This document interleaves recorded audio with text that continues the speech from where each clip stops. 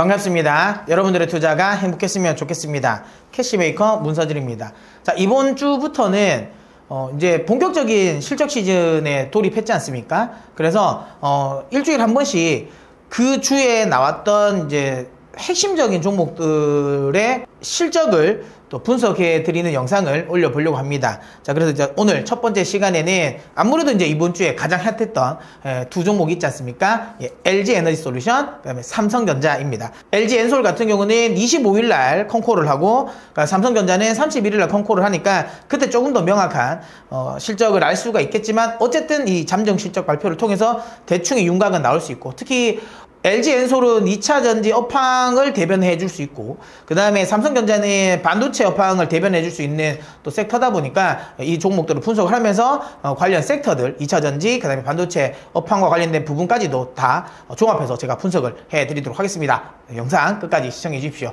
자, 그러면 바로 LG 에너지 솔루션부터 한번 분석해 보도록 할게요. 자, 일단 여기 표를 보시면 아시겠지만 8조 3천억 정도 나올 거다라고 봤는데, 지금 여기 실제로 나온 건 한 8조 한 2천억 정도 나왔죠. 컨셉 살짝 비싸긴 했지만 뭐 그냥 거의 뭐 부합했다라고 보시면 되고요. 중요한 건 영업이익이 시장의 컨센을 큰 폭으로 상회를 했죠. 시장에서는 예상은 한 6천억, 6,700억 정도 나올 거다라고 예상을 했지만 실제로는 7,300억 정도의 실적이 나왔습니다. 컨센 대비 한 8% 이상의 상승이고, 뭐 사실 서프라이즈라고 볼 수 있죠. 아무튼 이 이슈로 인해서 2차 전지 관련 섹터들의 전체적인 분위기가 좋았어요. 아무래도 LG 엔솔의 실적 발표 전까지 2차 전지의 분위기가 안 좋았고, 뭐 실질적으로도 조정을 줬잖아요, 종목들이. 근데 이제 LG 엔솔의 이제 잠정 실적을 발표하면서 전반적인 분위기가 좋아졌어. 왜 그러냐? 2차 전지 업황은 3분기, 4분기에 대한 실적에 대한 우려감이 있거든요. 그러니까 실적이 안 좋을 것 같다라는 예상을 많이 하고 있었는데, 생각보다 LG 엔솔, 물론 이건 셀 업체긴 하지만 아무튼 LG 엔솔의 실적이 괜찮네? 그러면 배터리 생각보다 많이 팔린 거 아니냐? 라는 또 기대감을 하면서 전체적인 이제 업황 자체에 좀 붐업을 했다라고 보시면 됩니다. 하나하나씩 또 우리가 또 살펴봐야 될 게 있는데요. 기본적으로 여기서 영업이익이 그러면 왜 이렇게 시장 예상치를 상회했냐라는 건데요. 영업이익의 가장 핵심은 이겁니다. AMPC 효과라고 보시면 되죠.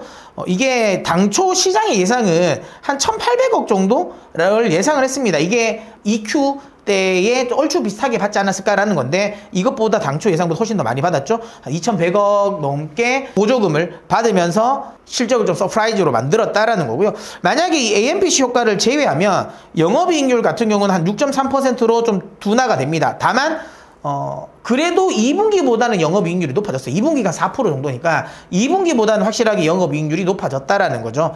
자, 그 다음에 이제 또 볼 건 결국에는 판가 우리가 계속 이제 2차 전지 쪽에 뭐 이거는 셀 업체뿐만 아니라 계속 이제 나오는 양극재나 이런 소재 업종들에 따라붙고 있는 게 ASP 하락. 그러니까 P에 둔하지 않습니까? 근데 이번에 LG 엔솔 실적에서도 이게 확연하게 드러났어요. 그래서 판가가 확실하게 떨어지는 건 맞는 것 같아요. 그러니까 판가는 좀 떨어지고 있는 구간이고, 그 다음에 유럽 쪽에서의 판매 둔화가 좀 아쉽습니다. 유럽 쪽에서의 선전을 못하고 있다는 건 좀 아쉽긴 한데, 중요한 건 이걸 어쨌든 좀 커버하는 건 얼티엄 셀즈 쪽 매출이 지속적으로 상향 조정되고, 특히 이런 미국향 매출이 계속 지속적으로 늘어난다라는 거, 3분기에 우리가 수혜를 받던, 지금 3분기에 LG 엔솔이 수혜를 받던 AMPC 효과가 4분기에도 이어질 가능성이 높다라는 거죠. 그렇기 때문에 4분기 실적도 3분기 실적을 미루어 봤을 때 그렇게 나쁘지 않을 수 있겠다. 가이던스 대비 생각보다 안 나쁠 수도 있겠는데 라는 생각을 할 수 있는 거죠. 다만 어찌되었던 지금 현재 미국향 쪽의 중대형 이 전지 쪽에 대한 매출, 특히 얼티움 셀즈향 매출을 제외하면 전반적으로 지금 업황 자체는 좀 둔화된 건 맞습니다. ESS 쪽도 좀 둔화가 돼 있었고, 유럽 쪽도 둔화가 됐고, 그다음 테슬라향 매출도 좀 많이 둔화가 됐거든요.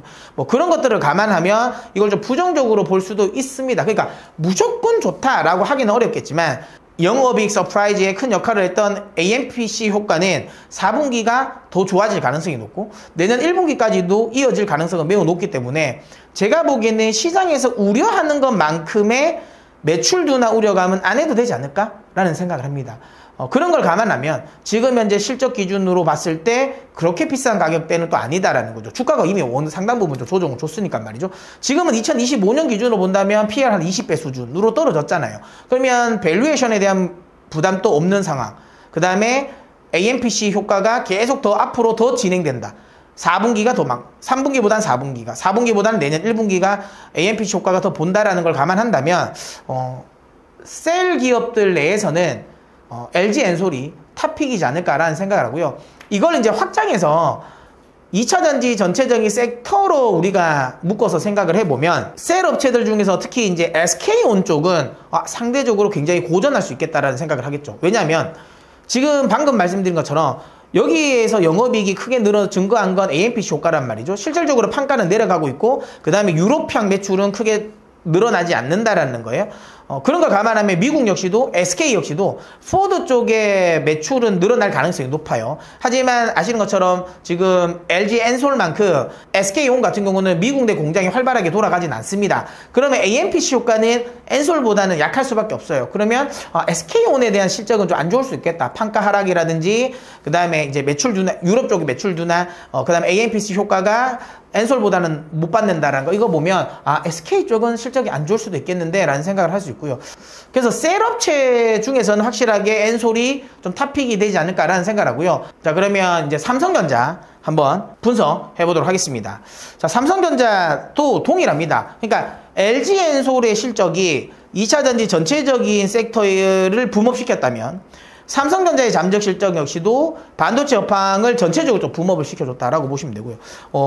삼성전자 쪽은 딴 건 볼 거 없죠. 여러 사업부 중에서 가장 중요한 건 메모리 반도체 쪽인데 대체적으로 여전히 적자는 지속되고 있습니다. 하지만 지금 메모리 쪽에서의 적자를 시장에서 예상했던 건 마이너스 한 4조 정도? 조금 좋게 보는 쪽, 그러니까 하이 쪽이 아주 긍정적으로 보긴 했거든요. 하이 쪽을 예상하면 한 3조 정도 봤어요. 예상, 마이너스 3조. 근데 평균 컨센이 한 3조 원, 그러니까 3조 원대 후반대죠. 적자가 한 3조 후반 아니면 한 4조 원대 정도가 되지 않을까라고 예상을 했었는데 지금 실제로 이제 나온 건 3조 원 중반대, 마이너스 3.5조죠. 그러니까 3조 5천억 정도가 적자. 이게 물론 여전히 많은 적자이긴 합니다. 하지만 반도체 업황의 특성상 업황이 한번 다운사이클로 넘어가면 물론 뭐 한 분기 정도 올라올 수는 있을 것 같은데 이게 그래도 추세적으로 하락을 하거든요. 반대로 업황 자체가 업사이클로 넘어오는 상황이면 뭐 한 분기 정도 약간 주춤할 수는 있지만 추세적으로 상승하는 경향이 강합니다. 그리고 반도체의 시설 투자를 감안했을 때 매출이 좋아지기 시작하는 시점, ASP가 회복되기 시작하는 시점부터는 빠르게 매출이 크게 늘어나거든요. 거기에 특성을 감안한다면 지금 이 3분기 실적은 4분기 흑자 전환에 대한 기대감을 키우기에 충분한 결과였다라고 보시면 될 것 같아요. 물론 여기서 이제 세세하게 핸드셋 관련 쪽의 매출도 굉장히 좋았죠. 아시는 것처럼 폴드가 나오면서 믹스 개선 효과가 나오면서 실적 서프라이즈가 만들어졌다라는 겁니다. 그런데 여기서 보면 이건 있어요. 핵심적으로 보면 반도체 쪽 사업부에서 우리 흔히 말하는 이제 비트그로스라고 하죠. 비트그로스 같은 경우가 한 9% 정도 증가를 했는데 이거는 시장 컨센을 하회하는 거예요. 그러니까 실질적으로 이런 출하량 자체가 크게 늘지는 않았어요. 하지만 ASP가 괜찮아졌다는 거예요. 그러니까 마진율이 높아졌다는 거고 이 말은 뭐냐면 저가 수주를 안 했다는 거예요. 그러니까 싸게 안 팔았다는 겁니다. 결국에는 가격 망려를 하고 있다는 거고 이거는 이제 반도체 가격 하락이 뭐 끝났다라고 해석해도 될 거라고 저는 생각을 합니다. 트레이드포스가 발표하는 뭐 낸드라든지 그 다음에 이제 D램 가격의 추이를 보면 확실하게 하락을 멈추고 뭐 D램 같은 경우는 DDR5 같은 경우는 벌써 상승세를 계속 유지하고 있는 상태고 낸드의 가격 하락도 이제 멈춘 상태이기 때문에 확실하게 4분기에 대한 실적 기대감을 좀 높일 수 있는 결과다라고 보시면 됩니다. 다만 삼성전자의 실적에서 우리가 주목해야 될 부분은 물론 이런 기존에 있는 낸드라든지 D램의 실적도 매우 중요합니다. 하지만 그것보다 더 중요한 건 뭡니까? 그렇습니다. HBM3의 양산과 관련된 부분입니다.